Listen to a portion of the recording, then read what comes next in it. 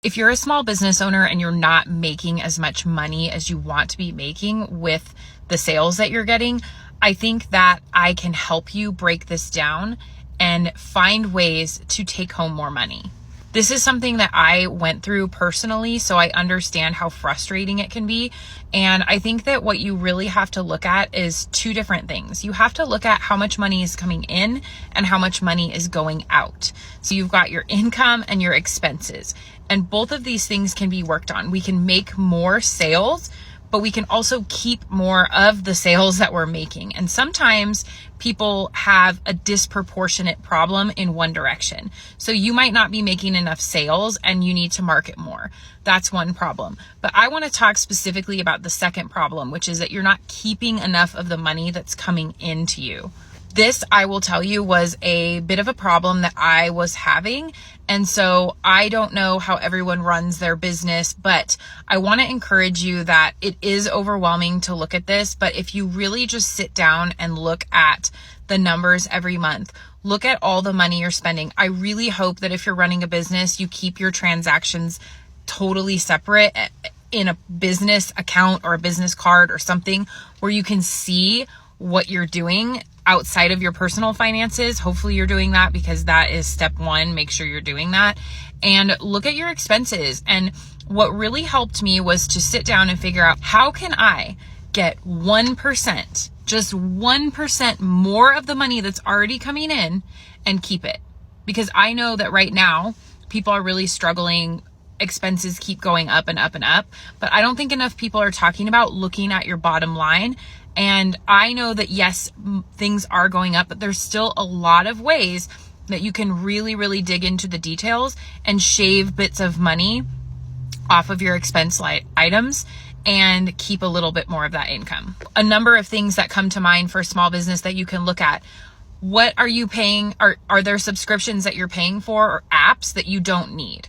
Is there a version of that app that you can use that's free or a lower cost? Shop around.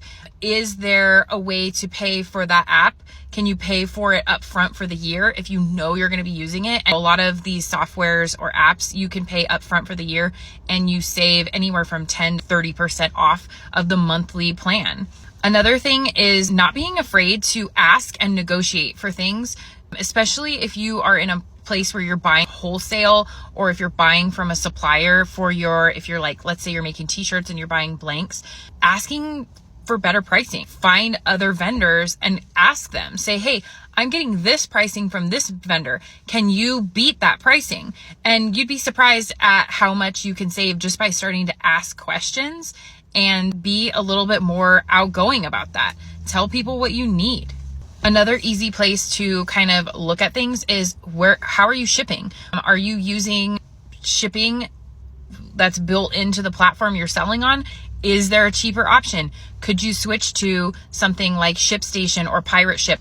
Look at the cost analysis breakdown for your individual circumstances. What makes the most sense?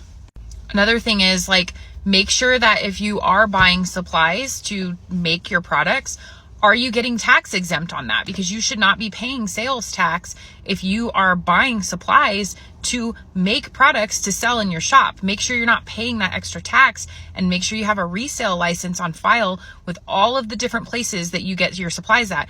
You'd be surprised. A lot of stores, even brick and mortar stores, places that you wouldn't think take a tax exempt, will take a tax exempt. You can even get tax exempt at Walmart if you buy supplies for your shop to make things from Walmart. So make sure that you're looking at all those little line items that add up over time.